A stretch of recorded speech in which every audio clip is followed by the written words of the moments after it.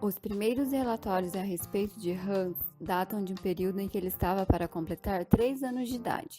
Naquela época, por intermédio de várias observações e perguntas, ele demonstrava um interesse particularmente vivo por aquela parte do seu corpo que ele costumava chamar de seu pipi.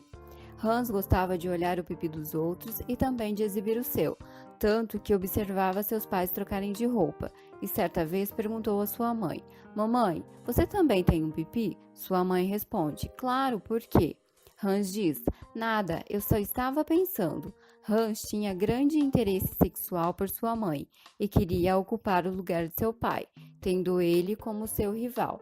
Aos 3 anos e meio, sua mãe ouviu tocar com a mão em seu pênis e ameaçou com palavras: Se fizer isso de novo, vou chamar o Dr. A para cortar fora seu pipi.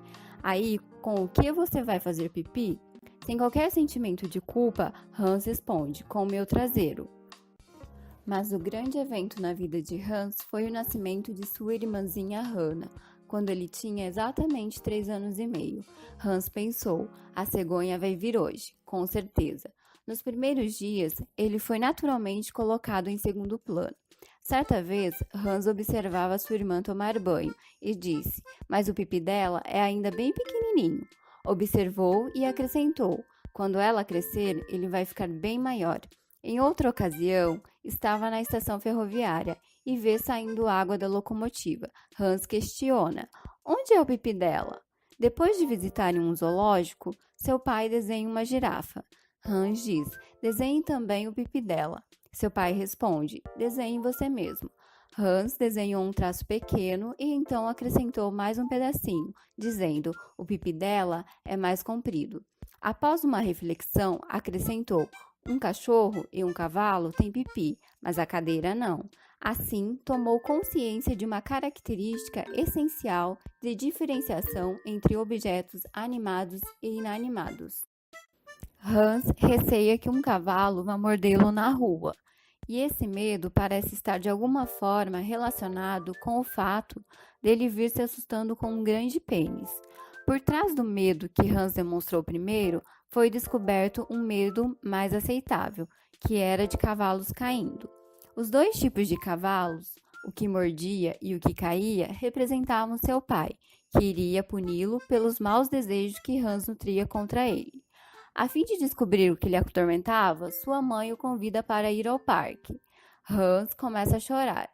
Hans acaba indo, mas estava visivelmente assustado. O pai de Hans procura Freud a fim de esclarecer a fobia do pequeno.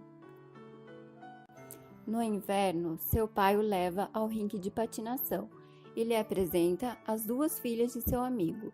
Elas, na consciência de sua idade mais madura, olhavam de cima para baixo para aquele garotinho. Apesar disso, Hans, mais tarde, sempre falava delas como as minhas meninas, perguntando: Onde estão as minhas meninas? Quando vão vir as minhas meninas? Um primo de 5 anos veio visitar Hans. Nesse momento, Hans demonstra seus primeiros traços de homossexualidade. Hans constantemente punha os braços ao redor dele e um dia, quando lhe dava um daqueles ternos abraços, disse: Eu gosto tanto de você. Certo dia, Hans vai até seu pai pela manhã e diz: Escuta, eu pensei uma coisa hoje. Primeiramente, ele tinha esquecido o que era. Mais tarde, ele contou, mas com sinais de considerável resistência. Hans disse: O bombeiro veio e primeiro ele retirou o meu traseiro com um par de pinças e depois me deu outro e depois fez o mesmo com o meu pipi. O pai de Hans compreendeu a natureza dessa fantasia apaixonada e perguntou: Ele te deu um pipi maior e um traseiro maior, como os do papai? Porque você gostaria de ser o papai? Hans responde: Sim, e eu gostaria de ter um bigode como o seu. Tempos depois, Hans enfrenta o divórcio de seus pais e o afastamento de sua irmãzinha Hannah. Os anos passam.